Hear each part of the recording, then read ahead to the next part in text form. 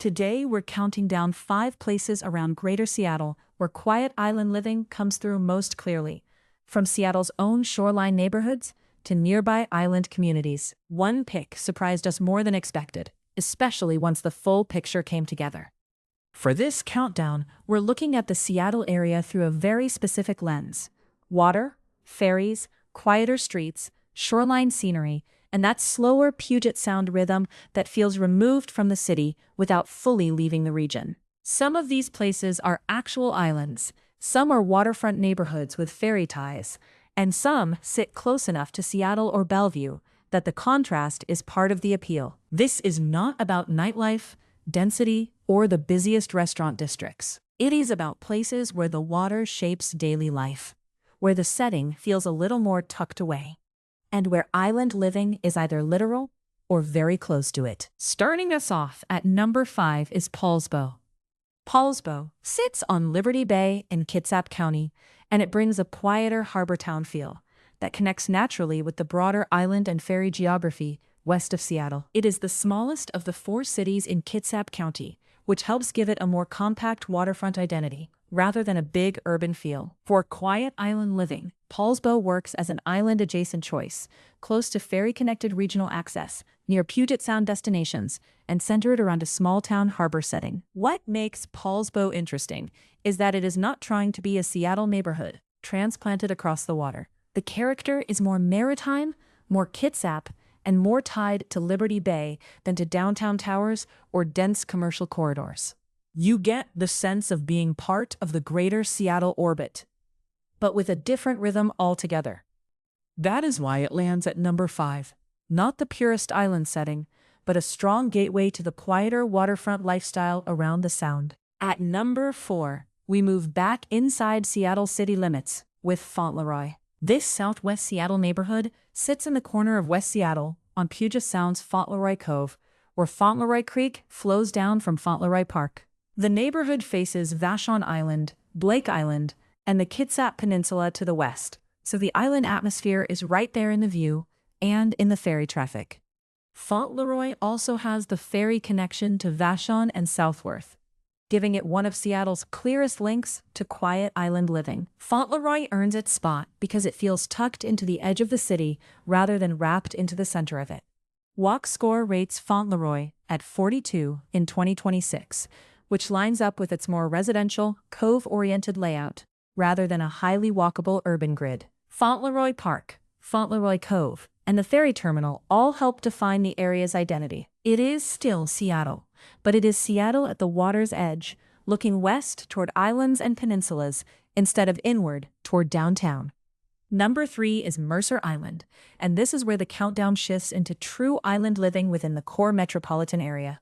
Mercer Island is a city in King County, located on an island of the same name in the southern portion of Lake Washington. It sits between Seattle and Bellevue, connected to the mainland on both sides by bridges carrying Interstate 90 and Link Light Rail. That combination is unusual. Actual island geography, lakefront parks, residential pockets, and direct regional connections all in one place. The reason Mercer Island ranks here, rather than higher, is that it is quiet in a more polished, connected way. It does not feel as remote as the Puget Sound Islands, because the bridges and rail connection keep it closely tied to both sides of Lake Washington. Still, the island setting is real, and the lakefront parks give the area a clear waterfront identity. WalkScore gives Mercer Island a 50 in 2026, which reflects a place with some compact nodes, but plenty of residential space between them. At number 2, we head across Puget Sound to Bainbridge Island. Bainbridge is both a city and an island in Kitsap County, located directly in Puget Sound, and it has one of the strongest island identities in the greater Seattle area. The ferry access is a major part of the place, but once you move beyond the compact Winslow core, the tone becomes more wooded, more shoreline-focused, and noticeably calmer. Bainbridge brings together ferry connection, water views, forested roads, and neighborhoods shaped by the island landscape. Bainbridge ranks this high because it captures the feeling many people imagine when they think about quiet island living near Seattle.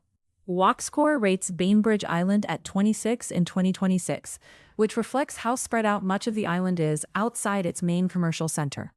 That lower walkability is not a flaw in this context. It reinforces the island's less dense, more scenic pattern. The setting feels removed from the city while still staying connected through the ferry network. And that balance is exactly what this countdown is about. Before we reveal number 1, it is worth pointing out the difference between waterfront and island living. Seattle has many shoreline neighborhoods, and several suburbs touch lakes or the Sound.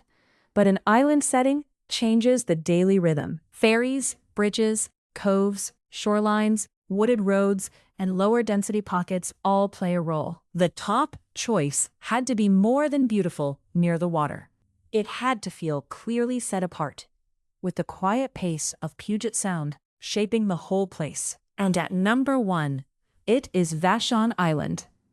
Vashon is a census-designated place in King County, covering an island alternately called Vashon Island or Vashon Maury Island, the largest island in Puget Sound, south of Admiralty Inlet. It is reached by ferry, and that ferry access is central to why the area feels so distinct from Seattle, West Seattle, and the mainland suburbs. Vashon has the clearest quiet island profile here. Rural pace, limited dining, low walkability, and a strong Puget Sound setting. WalkScore gives Vashon Island a 17 in 2026, and that number says a lot about the island's spread-out character. This is not a place defined by dense blocks or constant commercial activity. It is defined by ferry landings, wooded stretches, shoreline edges, and a slower island pattern that feels separate from the main urban grid. That is why Vashon takes the top spot. Among Greater Seattle places, it most clearly matches the idea of quiet island living. So, to recap, number 5 was Poulsbo, with its Liberty Bay harbor setting and Kitsap waterfront feel. Number 4 was Fauntleroy, Seattle's tucked-away ferry-connected corner, facing Vashon, Blake Island, and the Kitsap Peninsula. Number 3 was Mercer Island, the Lake Washington Island with bridges, light rail, and residential lakefront character. Number 2 was Bainbridge Island, with ferry access, wooded neighborhoods, and shoreline scenery beyond Winslow. And number 1 was Vashon Island, the clearest match for a quiet Puget Sound island pace. What stood out most is how many versions of island living exist around Seattle. Some are connected by bridges, some by ferries, and some are not technically islands at all, but still carry that coastal, tucked-away feeling. And yes, that number 1 pick really does make sense when the whole countdown is viewed through quiet, water-shaped living rather than convenience alone. What did we miss? Which island, ferry landing, shoreline pocket, or quiet Seattle area neighborhood would have made your top 5? And what would you rank higher? If you enjoyed this countdown, give the video a like and subscribe for more Seattle neighborhood deep dives. And tell us what you want next. More island communities, Lake Washington neighborhoods, ferry towns, or a closer look at one specific Seattle area.